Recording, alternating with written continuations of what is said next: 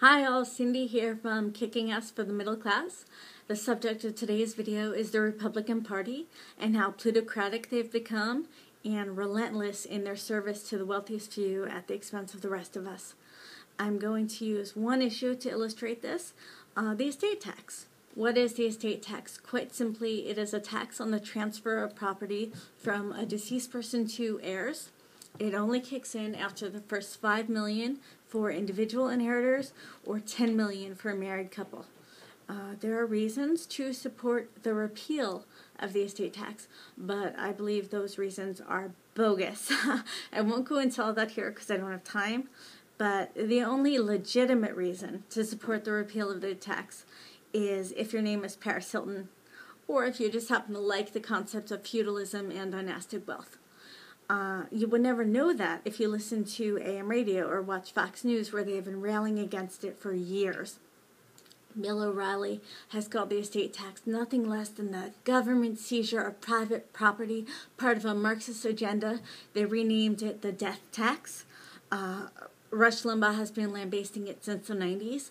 Most disturbingly to me, though, is Grover Norquist. You know Grover Norquist. In the 60 Minutes profile, Steve Kraft called him the most powerful man in Washington.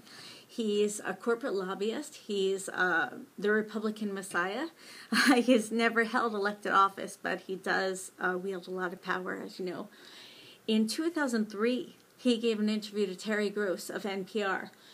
Terry Gross said to him, the Bush tax cuts would cost us about $1.1 trillion over the next 10 years.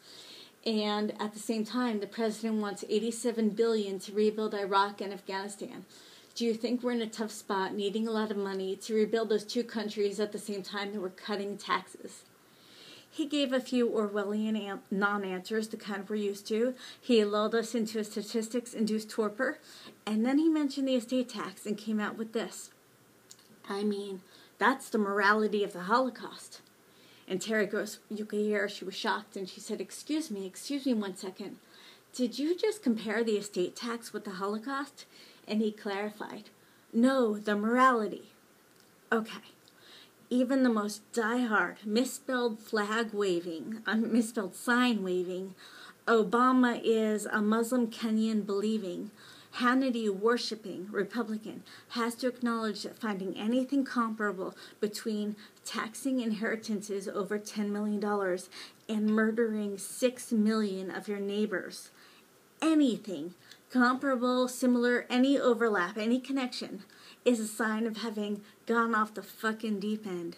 The Republican Party has become extremists. They are right-wing fanatics and zealots, and they don't represent anyone but the super wealthy anymore.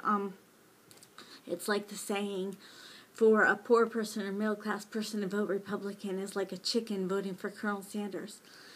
I don't know why you would, just the propaganda, I guess. But it is quite disturbing. And Grover Norquist, you know what? Fuck you. The estate tax is not the Holocaust. It's not the morality of the Holocaust, and you guys are really batshit insane at this point. Bye.